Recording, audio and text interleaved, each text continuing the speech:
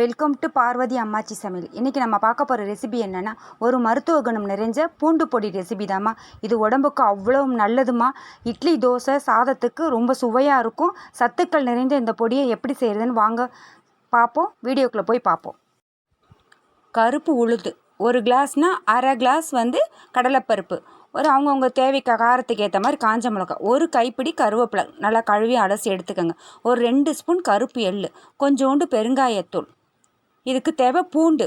இது நாட்டு பூண்டு, அதனால் காரம் அதிகமாக இருக்கும். அதை தட்டி வச்சுக்கணும். நம்ம ஒரு கிளாஸு எந்த அளவில் நம்ம உளுந்து எடுக்கிறோமோ அதில் 3/4 கப்பு பூண்டு எடுத்துக்கோங்க. பூண்டு எடுத்து நல்லா தட்டி வச்சுக்கணும். உளுந்தை நல்லா வாசனை வர்ற மாதிரி வறுத்துக்கோங்க. இதுக்கு தோல் இல்லாத உளுந்து சேர்த்துக்கலாம், ஆனாலும் தோல் உள்ள உளுந்து சேர்க்கும்போது நல்லா இடுப்புக்கு உடம்புக்கு நமக்கு நல்ல வலுவை கொடுக்கும், உடம்புக்கு நல்லது. அதனால தான் எதுவுமே தோல் உள்ள பொருட்கள் நம்ம சமையலில் சேர்க்கும்போது மெடிசினல் வேல்யூ நிறைஞ்சதாக இருக்கும். பூண்டு வாய்வு தொல்லையை அகற்றும், நமக்கு கொலஸ்ட்ரால் லெவலை கண்ட்ரோல் பண்ணும். கடலைப்பருப்பும் அதே மாதிரி போட்டு வறுத்துக்கோங்க. எண்ணெய் தேவை கிடையாது, வெறும் வானலிலே போட்டு வறுத்துக்கலாம். நல்லா வாசனை வர்ற வரைக்கும் வருங்க. உளுந்தோட மனம் சூப்பராக வந்துச்சு. இதே மாதிரி இதையும் நல்லா வாசமாக வறுத்துக்கோங்க. கடலைப்பருப்பும்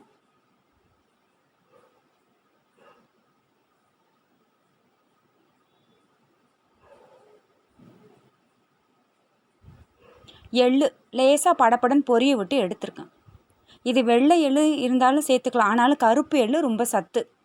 ஆனால் இந்த பொடி உங்களுக்கு கொஞ்சம் கலர் கம்மியாக தான் இருக்கும், சிகப்பாக வராது. ஏன்னா நம்ம எல்லாமே தோலோடு சேர்த்துருக்கிறதுனால, கருவேப்பிலையும் நம்ம போடுறோம் இல்லையா, அதனால் கலர் கம்மியாக தான் இருக்கும். ஆனால் கலர் கம்மியாக இருந்தாலும் டேஸ்ட்டு சூப்பராக இருக்குமா உங்களுக்கு.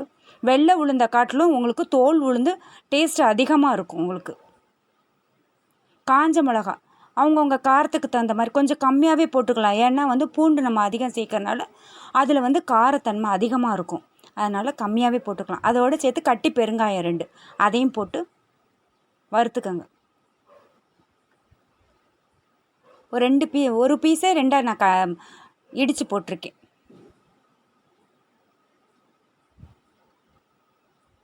உங்களுக்கு தூள் பெருங்காயம் இருந்தால் கூட நம்ம மிக்சியில் போடும்போது போட்டுக்கலாம். இது கட்டி பெருங்காயனால பொரிஞ்சால் நல்லாயிருக்கும், அதுக்காக தான் நான் அப்படி போட்டிருக்கேன்.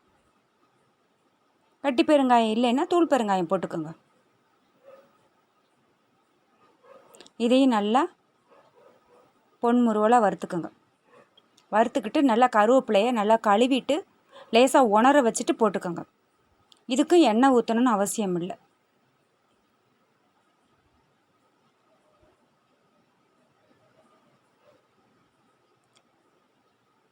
படப்படன் பொரிஞ்ச உடனே கையில் தொட்டு பார்த்தோன்னே அப்படியே மொறுமொறுன்னு வரும், அந்த அளவு இருந்தால் போதும். அதையும் எடுத்து போட்டுக்கோங்க.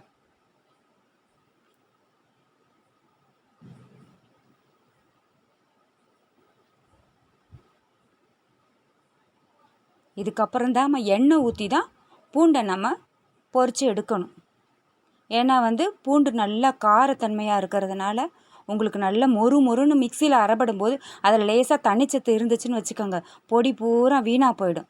அதுக்காக நம்ம அதுக்கு முழுசாக இருந்துச்சுன்னா உங்களுக்கு சீக்கிரம் வறுபடாது. அதுக்காக தான் நம்ம தட்டி வச்சுருக்கோம். அதுக்கு நல்லா எண்ணெய் ஊற்றி நல்லா பொன்முறுவல் வரந்தண்டியும் நல்லா நல்லா மெரூன் கலராக வரட்டும், கோல்டன் ப்ரௌன் வரணும். அது வரந்தண்டி வெயிட் பண்ணுங்கள்.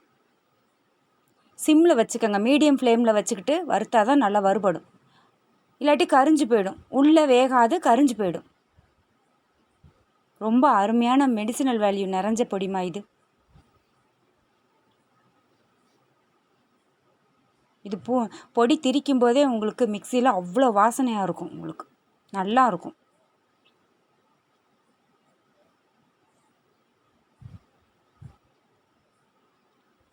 இது வாய்வு தொல்லை இருக்கிறவங்களுக்கும் இந்த பொடி சேர்த்துக்கலாம்.